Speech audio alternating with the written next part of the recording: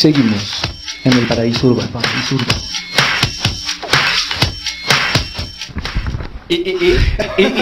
Bueno, después de haber joteado tantito como Mary Poppins, ¿a poco no se jotea bien a gusto con esa cosa, verdad que sí? Realmente yo te vi como si tuvieras a Toto al frente, pero bueno... ¿Cómo qué?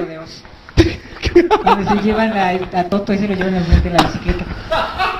Bueno, está con nosotros Master Gerardo. Ahora sí, tú luego llegas y entras. Él está de lunes a viernes. Sí, en el informal. Con Roger dando las efemérides, que él dice que es mi diario. Sí, pues dice que es su diario. No, porque no pude haber estado en tantos lugares al mismo tiempo. Tal vez Sí, claro. las comunicaciones rápidas. Sí, claro. Bueno, Cleopatra a veces traía su... ya sabes. Pero pues, bueno, ya sabes, hablar de Cleopatra y otro estaba del otro lado, entonces... Pero comunicarse de algún modo. Sí, cuando yo estaba viendo las efemérides decía, también me decían, ¿tú te acuerdas, Eric? Yo, sí. O sea, pues ahí nos íbamos, ¿no? Ok, sí. Pero bueno, hoy vamos a platicar sobre el rollo leather. Ok. Y vamos a quitar muchas telarañas, muchos mitos que alguna gente cree o piensa que está dentro del concepto leather. Pero antes que nada tienes que aclarar qué. Tengo que aclarar ese punto.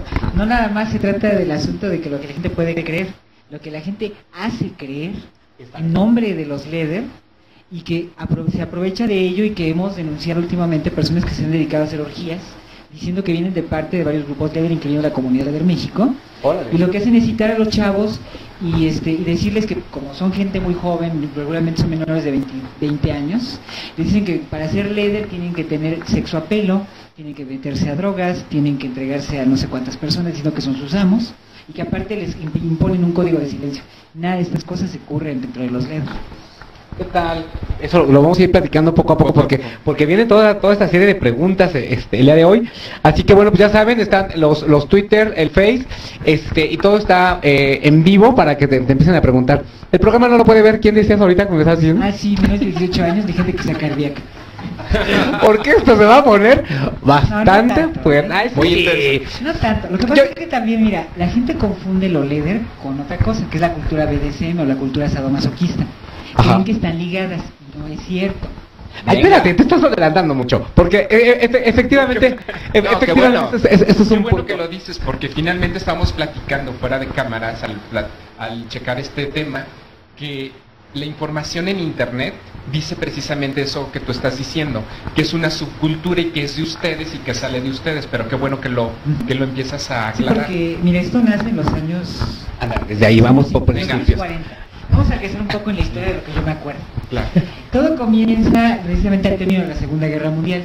Durante 6 años la mayor parte de esta gente, los soldados eran gente joven, que de pronto se vio involucrada, se vio involucrada en una guerra larguísima, y eso hizo que muchos recuperaran los llamados códigos de caballero, los códigos de comportamiento, que es cuando tú cuidas de la gente que está contigo, tu propio grupo, tus propias personas consideran que son tus iguales, y que de alguna manera eso se había perdido desde las guerras napoleónicas, cuando vinieron los grupos de gente burguesa, y que la sociedad se volvió más igualitaria, entre comillas, haciendo un lado que todo lo que era ser caballero, todo lo que era ser respetuoso, era pasado de moda o incluso inmoral.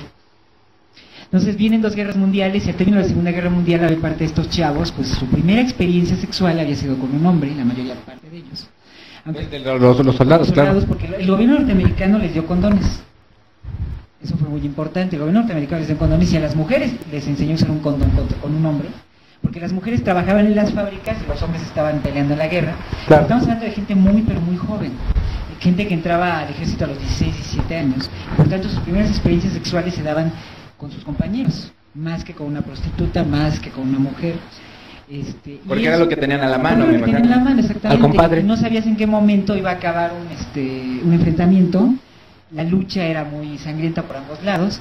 Y de pronto termina la guerra y lo que hacen es que muchos regresan y se encuentran con que la vida civil no les atrae, no les agrada.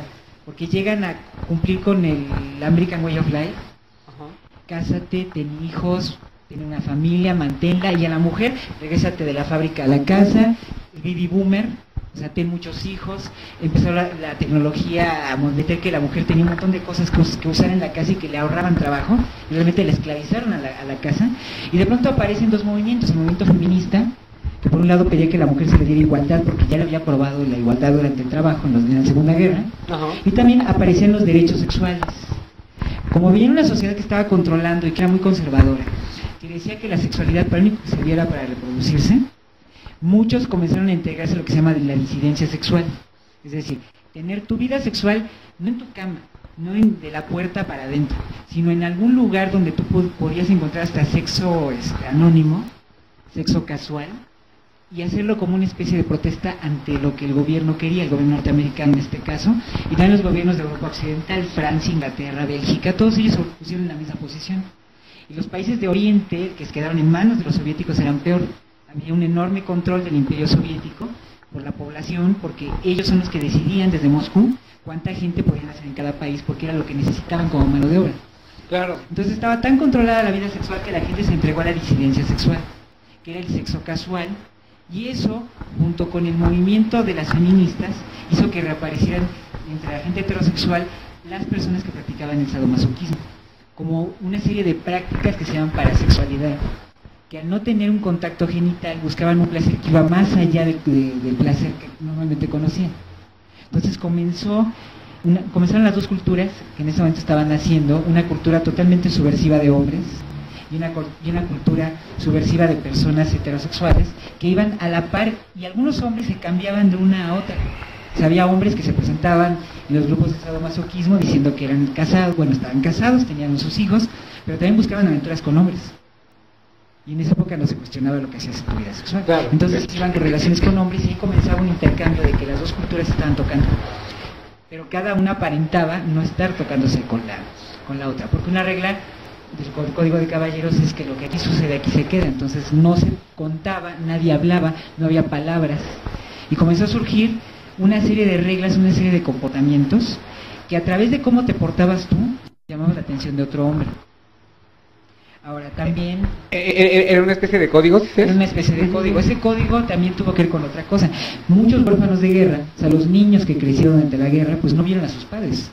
Sus padres ya no regresaron en la mayor parte de los casos. Y estos dos niños, pues la mayor parte... Estados Unidos es un país rural. Y de pronto la gente, como pasa si ustedes vieron Superman, llegas a la mayoría de edad y entonces tienes que irte. Iba la gente a la ciudad, y estos chicos iban buscando una imagen masculina a la cual seguir.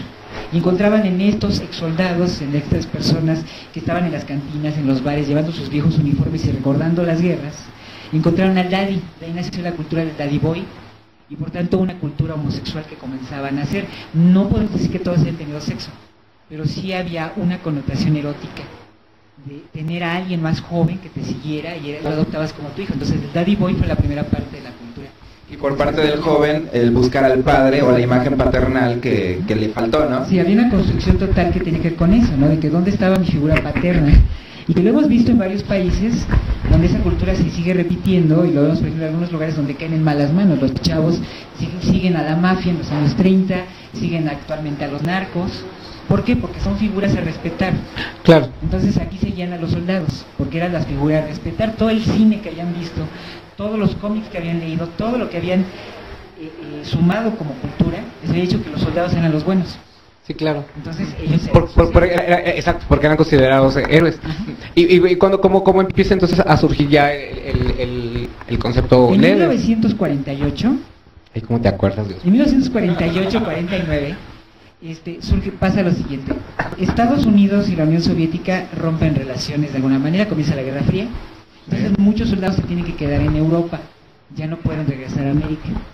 Entonces se juntan en los bares, y para evitar que la población civil cuestionara, porque allí estaban mezclados todos, rusos, americanos, alemanes, etcétera, todos tenían que, lo que hacían era ponerse el uniforme y trataban de que el uniforme no se marcara, que no vieran de qué país era, porque la gente de alguna manera en Europa, a diferencia de Estados Unidos, le tenían miedo a los soldados. Miedo a 6 años de guerra, miedo a una ocupación tanto americana como europea, que no sabía dónde iba a llegar, y de pronto Estados Unidos pues seguía metiendo miedo de que la invasión de los soviéticos, etcétera, etcétera. Los soviéticos hicieron lo mismo, exactamente lo mismo. Entonces lo que pasaba es que esta gente, cuando se reunían, para incluso no tener problemas entre un escuadrón a otro, de un pueblo a otro, era llevarse el uniforme con el menor número de insignias posibles. Y entonces el uniforme comenzó a cambiar a usarse un uniforme de cuero. Porque primero el color negro, que es un color neutro, y el cuero porque es un material resistente que la mayor parte ellos conocieron. No había plásticos, no había otros materiales, entonces la gente usaba. Los hombres en la guerra usaban cuero, usaban chamarras de cuero, etcétera. Y de pronto viene, en 1950, surge otra cultura, la gente empieza a salir a las carreteras a buscar esa nueva identidad. No les gustaba la idea de vivir atrapados en esa cultura burguesa, plástica, que hablaba de hogar, trabajo, hogar, niños, mujer. Entonces muchos salieron y de pronto aparece un libro muy importante de Jack Kerouac, Por el Camino, que hablaba precisamente de la libertad, de que no se cuestionaba qué cosa era bueno o qué cosa era malo, se cuestionaba la identidad de que cualquier persona que se rebelaba a la sociedad por sí misma era un héroe para su propia vida, o sea, podía salir adelante. Lo vemos en los diarios de motocicleta del Che Guevara, etc. Entonces todos ellos fueron a buscar el mundo y Estados Unidos era un lugar lleno de carreteras. Y entonces los motociclistas, era la primera cultura, la cultura biker, pues ellos adoptaron la chamarra cruzada, que era la chamarra de los militares que intervinieron en la guerra de Corea, que fue la primera vergüenza de Estados Unidos porque la pierden. Y de pronto aparecen estas figuras como Marlon Brando en Ratas, con James Dean en Rebelde sin Causa. O sea, los jóvenes que decían, bueno, esta cultura no me pertenece. Y ahí lo vemos que incluso en la película de James Dean hay una relación homosexual interesante, pero también vemos una relación de Daddy Boy que está muy oculta. El chico, el más joven, se enamora de los dos, de Natalie Wood y de ¿cómo se llama? De James Dean, como si fueran sus papás. O sea, Daddy Boy. Y él, aunque es un chavo que no sabe ni cómo viene en su vida, le da consejos al más joven. Entonces, de alguna manera es la relación Daddy Boy. Y a mí me llama algo la atención de lo que estabas diciendo del Daddy y del Boy. Todo existen, ¿eh? Que creo que sí, todavía existen. En esta parte que decías que buscaban una identificación con ellos mismos, con el Daddy, de una figura a quien admirar. ¿No sería una figura de autoridad que no había en ese lugar como la persona que querían que estuviera porque estaban en desacuerdo con los gobiernos? Pues de alguna manera la persona a la cual seguir, porque en los soldados siempre se encontraban con que era alguien que, un soldado por sí mismo, adopta una independencia autogestionada en la cual es independiente del medio en el cual se mueva, es decir, a donde quiera que se presente, donde quiera que se pare, es él. Por tanto, da a notar una identidad totalmente propia, no tiene que cuestionar país, nación, sociedad, cultura, origen, raza, porque incluso entre esa gente había gente de color, había indios americanos, incluso había mexicanos que pelearon en la guerra, y todos ellos tenían una identidad de que el momento que se ponían el uniforme eran alguien neutral, era un hombre, ya, y no tenía otro tipo de connotación. Como una figura de autoridad diferente, ¿no? A la que ellos querían llegar. Que no importara el color, no importaba la etnia, finalmente querían hacer un cambio. Exacto, querían hacer un cambio, pero ese cambio curiosamente no tiene que ver con un cambio a nivel social, tiene que ver a nivel personal. Entonces, muchos de estos hombres iban a los mismos lugares donde iba el resto de la gente, es decir, gente heterosexual. Cuando estás entre gente heterosexual, pues puedes lidiar con ellos y hablar con ellos, porque al final de cuentas son hombres y todos hablan del mismo nivel, porque en esa época que una mujer se para en un bar era terrible. Solamente las prostitutas y eso a ciertas horas. Muy mal visto. Y las únicas mujeres que tenían feminidad ahí eran los travestis. Entonces seguíamos hablando de hombres. Claro.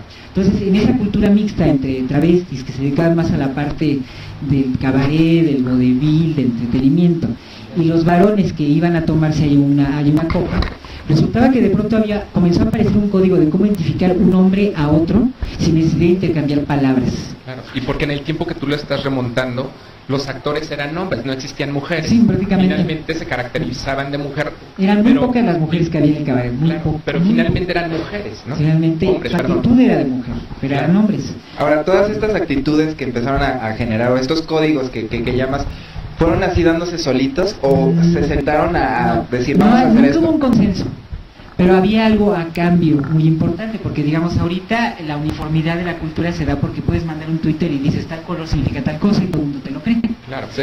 En esa época se refería a otro punto.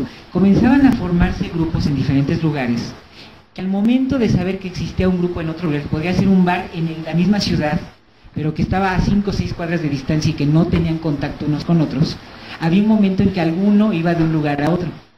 Entonces, esa persona comenzaba a utilizar los códigos de un lado y del otro, y eso comenzó a homologar la identidad, y luego los bikers, los motociclistas, iban de un lado a otro, en la moto de un pueblo a otro, llevando su identidad y su cultura. Y poco a poco se fue esparciendo. Se fue esparciendo, porque nadie la publicó, nadie la escribió, nadie la grabó, nadie la filmó. El único que la filmó fue Kazán cuando hizo Rebeldes, la idea de Nido de Ratas, pero de ahí en fuera nadie tocó el tema porque no le veían importancia, porque no había palabras con las cuales identificarlo. Entonces de pronto comenzaron a aparecer ciertos comportamientos de que podrías estar rodeado de puros hombres, pero un hombre que se ve que quería relaciones homosexuales o relaciones sadomasoquistas, dependiendo de qué es lo que buscaba, tenía ciertas claves, y esas claves eran, por ejemplo, acercarse a un hombre y quitarle el cigarro a la mano. Los heterosexuales sabían de qué se trataba y no se acercaban. Es decir, comenzaba uno a identificarse con el otro porque había ciertos comportamientos que te decían por dónde que cruzaba las piernas, dónde llevaba las llaves, dónde llevabas el pañuelo, porque realmente los hombres en esa época todos usaban pañuelos. Y todos de alguna manera significaban ciertas ideas, ciertas prácticas. Y entonces a mí se me ocurre